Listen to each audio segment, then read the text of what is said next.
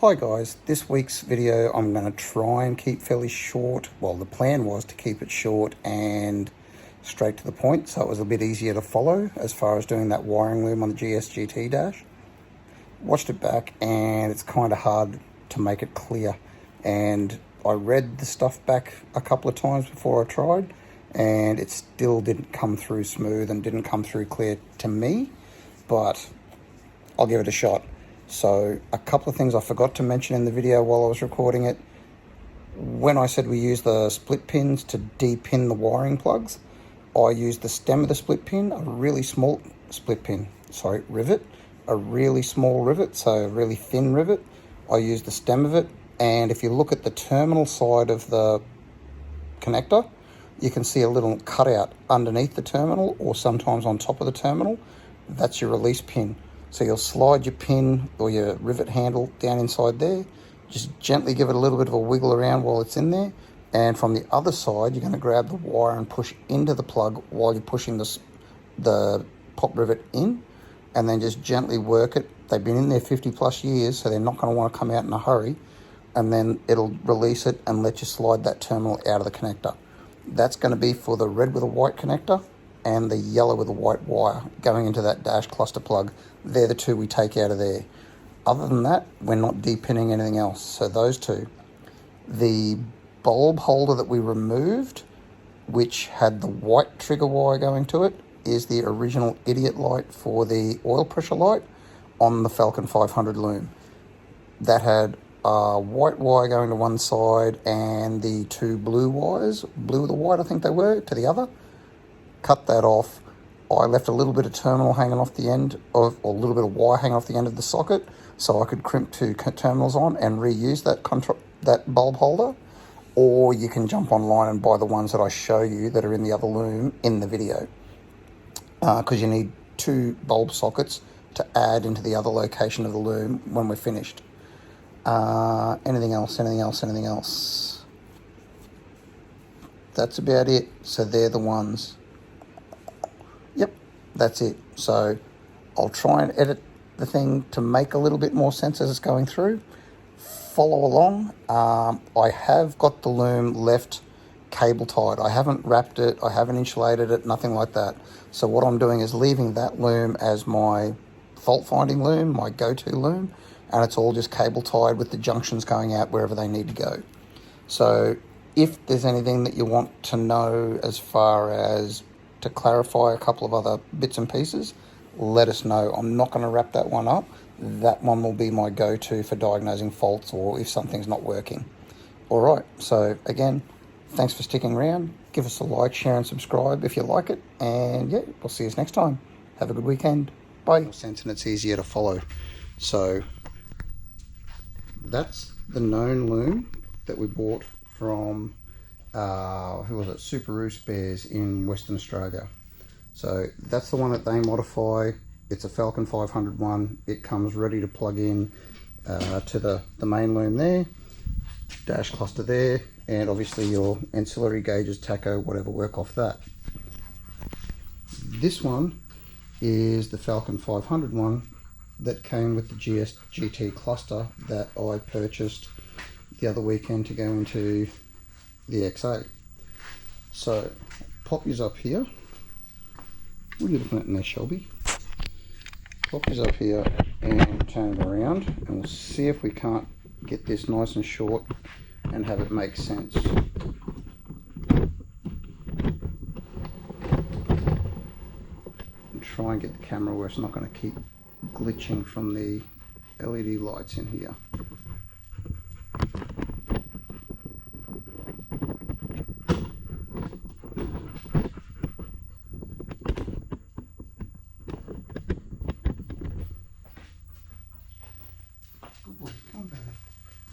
Alright, so if it looks like I'm reading it from a piece of paper, I am, because it's the only way I could do it and actually remember it all. So we're going to run through what the basic tools that you're going to need first. So obviously soldering iron, side cutters, cable ties, heat shrink, rolls of wire. I used 3mm wire to match the factory loom, and I used it in I had a roll of white, blue, black and green, all in 3mm. You want female insulated bullet terminals, which that's one of the original ones. They're 4.5mm. All the common ones you see at J-Car, Autobarn, that kind of stuff are, I think they're 3.5mm. You can find these online. If you jump online, you'll find 4.5mm insulated sets, males, females, and the clear plastic insulators, which actually, if you have a look over here, old mate's used them on his loom. So these ones there, you can buy packs of them on Amazon, Temu, eBay, whatever. You'll also need a couple of these, which are your bulb socket holders for your dash light bulbs. Again, just on Temu, Amazon, eBay. A couple of terminals coming onto the bottom of them and the socket. So 2 of them, because you have to add 2 lights in. And the other terminal you're going to need, I've got up here, those little suckers. So just a normal non-insulated 3mm male spade terminal, and you've got to pry up on that little thing there because they come fairly flat, and you pry it up and that's your lock. So when you go to push him into the back there, it'll actually go in and lock him in there and hold him, because that's that wire that we had there. If you're looking from the back of the harness, the upper outer on the right hand side is the wire that we run to go to the tacho signal on the other side. So that's pretty much all you need, and obviously standard harness.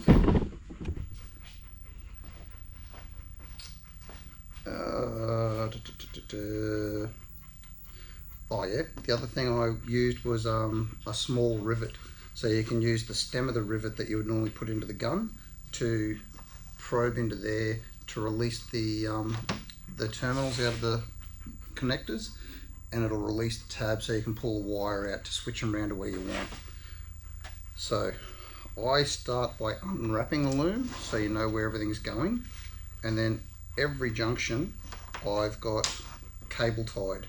So on the Falcon 500 loom, every single junction on here is exactly the same as the one on the GT loom. So we're not running them out in any other directions or anything like that. So all of that stuff stays the same. Unwrap it and then cable tie it, and all we're going to do then is redirect stuff that would have normally been going to here out to here, adding a couple of bulbs and earths and adding that tack signal, and that's it. The coil negative that would normally plug into there to give you your tack signal is already in the engine bay loom. I mentioned that last time. If you go to where your ignition coil is, you'll have the loom going up to the coil, 2 connectors on the coil. If you unwrap the insulation back in further, there's another female spade that's been taped back into the loom. Unwrap that, turn around, plug her onto the coil negative. That's your tack signal that goes up into there. The only other thing you have to do then is switch out your oil pressure light sender for a gauge sender, and the rest of the wires are all in there ready to go. So on this plug here, so we're going to have one side our terminals 1 through to 6, other side 7 through to 12. So terminals 2, 4, 5 and 6 all on the one side stay the same. You're not modifying any terminals on 2 through to 6 or 1 through to 6. So they all stay the same. This side of the plug is where we're moving stuff. We're going to add a tack signal into terminal number 7, which was normally empty, and we are going to run a couple of the other ones into different spots. So the yellow with a white, which would have been in terminal number 10, comes out and goes up here for the auxiliary gauge. The blue connector plug up here, like I mentioned, that's your tack signal up in the top right hand corner if you're looking from the back. That's the one we add in for the tack signal. I used a white wire because I think the factory is white with a blue, but I just couldn't get that kind of stuff. Ran it through, straight through the loom.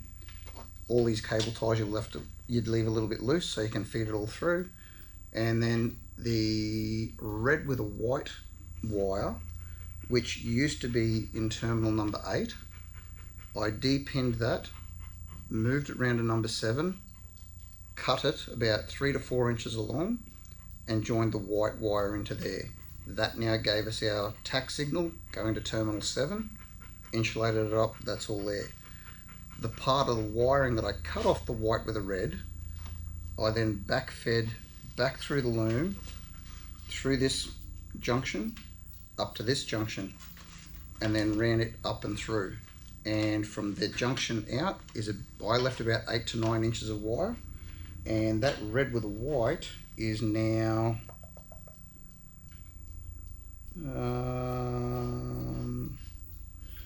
that's now going to be our temp gauge, because when you look at the factory auxiliary gauges on the back, red with a white, that's going to need one of those 4.5mm bullets, female bullets connected onto there. That'll push on there. That's our signal that used to go down to here, coming out of here, and it'll plug on there when it's in the dash. This one is part of the standard GT loom that comes across to here to feed red over here. This gauge is our oil pressure, and that's a white wire. White was going to the idiot light, but I'll get onto that one in a second. So that's our red with a white going up there.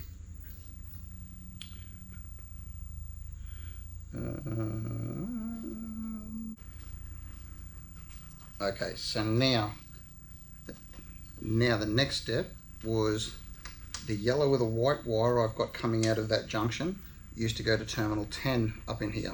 That's the other one we've removed. We've discarded that altogether. So the terminal that came out of there, out of terminal number 10, cut the socket off of it, and then backfed the yellow with a white back to this junction again, fed it back out. So now you've got the red with a white, and you've got the yellow with a white. The yellow with a white gets another one of those female spade bullet terminals on it, and that's now our fuel gauge, because there is our yellow with a white there. So red with a white to there, yellow with a white to there. That's got our temp gauge and fuel gauges sorted out.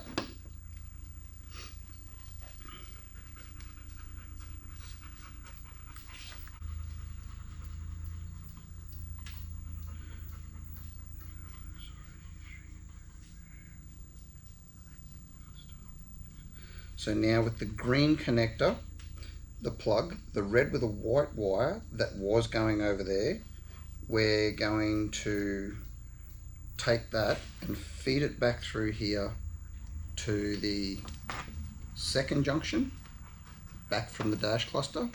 At that second junction, we're going to run it up and run it out of that junction about 8 inches long, 9 inches long, and that's going to get a female insulated 4.5mm bullet crimped onto it.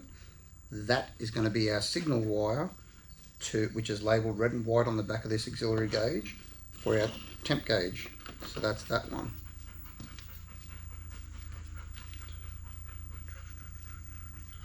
So that was our red with a white. Now the yellow with a white that was running up to there, which would have been terminal number 10, we depinned that, pulled it out, cut the end of the terminal off. We don't need it.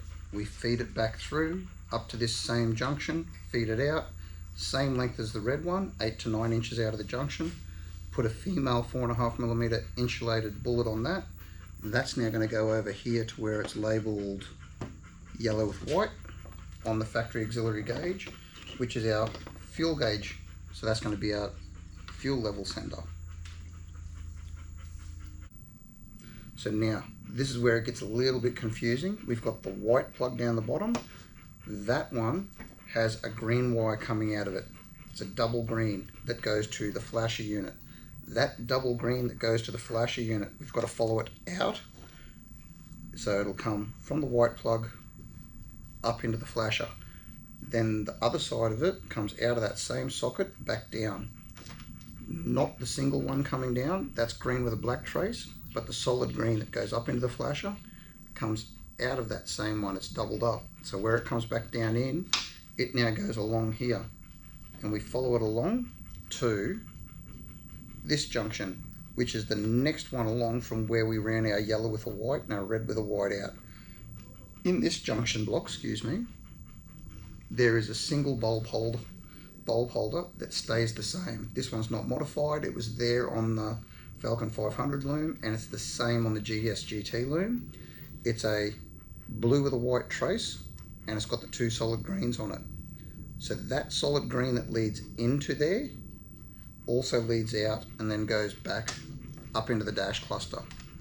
The side that leads into that bulb, we come back down to the bottom and we have to cut it. See if I can find where we did that.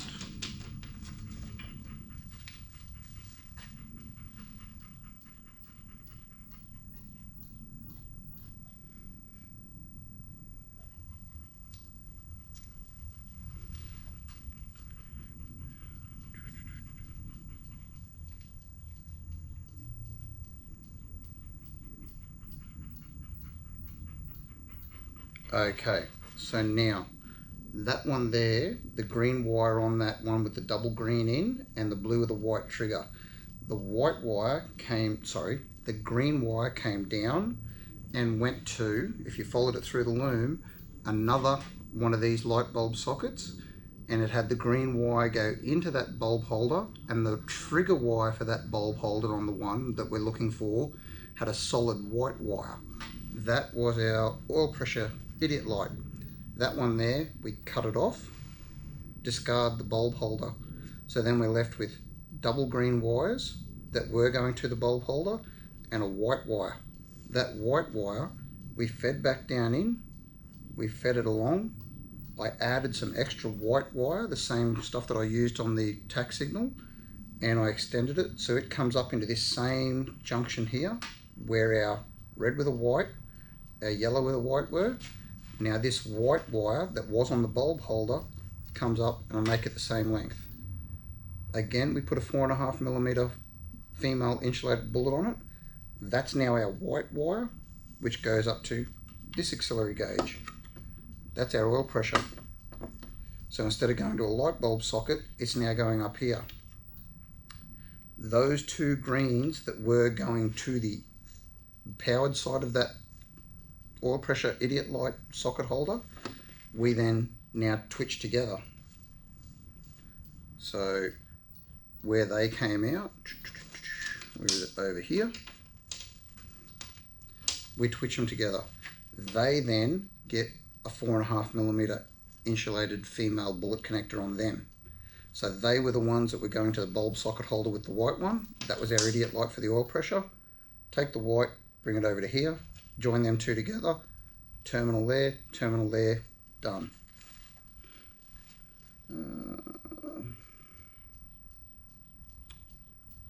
White.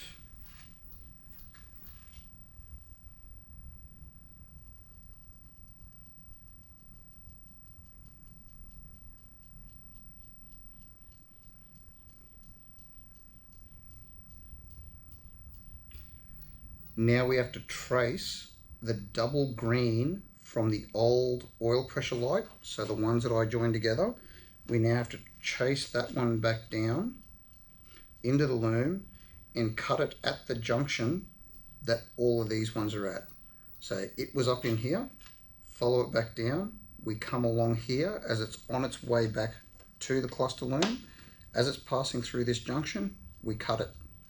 We extend both sides of the cut green wire with about 8 to 9 inches of green wire.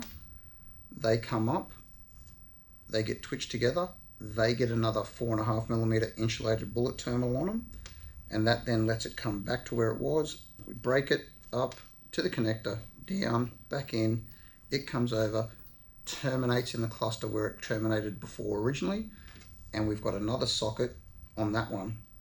These ones then go, because they're all your triggers to up here. When you look on the back here, we've got a green wire that goes up there to our fuel gauge one, and there's a green one on the back of our amp meter. That green one goes there. This green one goes up to there. And that puts power into both of those. The next one we're going to do is we've got one wire left to add in. It's going to be our black earth that goes to the earth side of the bulbs we've added and also up to that gauge.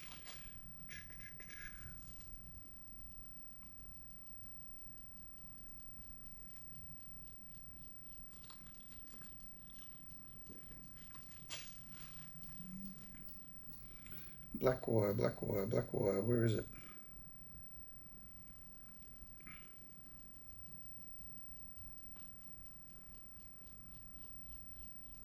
Okay, so we're going to go back over to our cluster terminal now.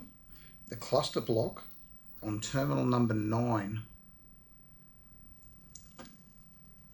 Wrong side. So terminal number 9 is a black wire. It's a single wire.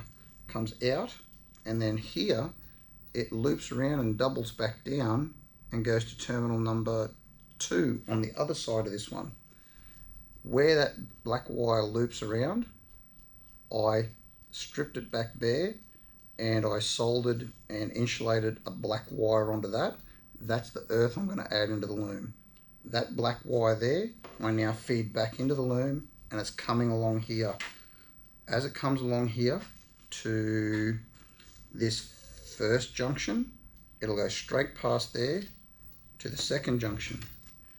As I get to the second junction, I will then bring the black wire up and out, and I crimp, come on, just a normal blue crimp terminal female insulated spade onto it, but I bring it up into that terminal and I double it up so there's another black wire coming out. That is now our earth signal or earth trigger for the auxiliary gauge that we're going to add. This is one of the two light bulbs you have to add in. How I said you could buy the bulb holders. I reused the one I cut out from the oil pressure light. So then that black earth goes to our ground side there and goes back down in here into this loom. I then take that black wire and run it back up to another junction, which again, I put another insulated female spade terminal on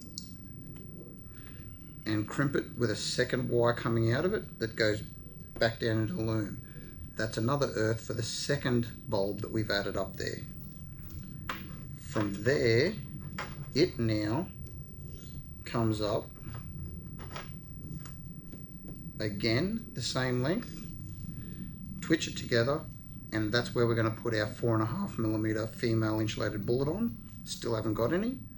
That one there gets twitched together, comes back from there, it runs back towards the cluster plug, but stops at this next junction, comes up out of the junction, and this one just terminates about 8 to 9 inches out, and we put a female insulated spade terminal on there. This one here is now our extra earth for the back of the gauges. So we've got this one here on the back of the fuel gauge. That's where our black insulated female one goes there, and the one that I said I joined the two together and it gets the 4.5mm insulated female bullet on, our amp gauge, or sorry, volt gauge, that has the joined green lights or green wires going to it there, it gets the earth there. So our volt gauge now has an earth to read the charge going through the rest of the dash loom and tell us how many volts it is. And then the rest of them, the next step is the triggers for these two bulbs that we've added. We've got our earths run to it, they're the blacks. So now I've used solid blue to go to these, and they are found on this one.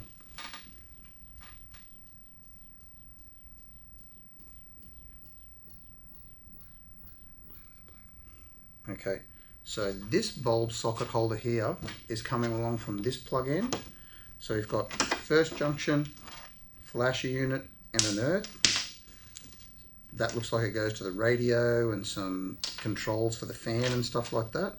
And there's a single blue and it's dual earth. Then the next junction along, there's this bulb holder on his own. It's got twin blacks going in there, and the trigger side is a blue with a black trace. That blue with the black trace is the one that we want to power up these two light bulbs. So we follow the blue with the black in, follow it back out, comes along. As it's running through the loom, we get to the point where we find it at this junction again, where all these other ones come up. We then cut that. I soldered a blue wire onto it, took that blue wire up the 8 to 9 inches and cut it, and twitched two blue wires together again onto another insulated female. That's our trigger for this bulb. Where it comes out of that terminal, I looped it back down on itself so it sits into the loom neatly, then brought it back up again, did the same thing, crimped the two blue wires together, terminal on it, plugged it in.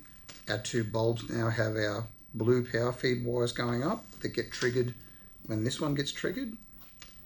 And then that second wire coming out of there, I brought it back down to the loom, and the blue with the black trace that I cut here to feed up in, the other side of it now connects to that, which then completes its journey over here to the cluster on terminal 12. Guys, that's it.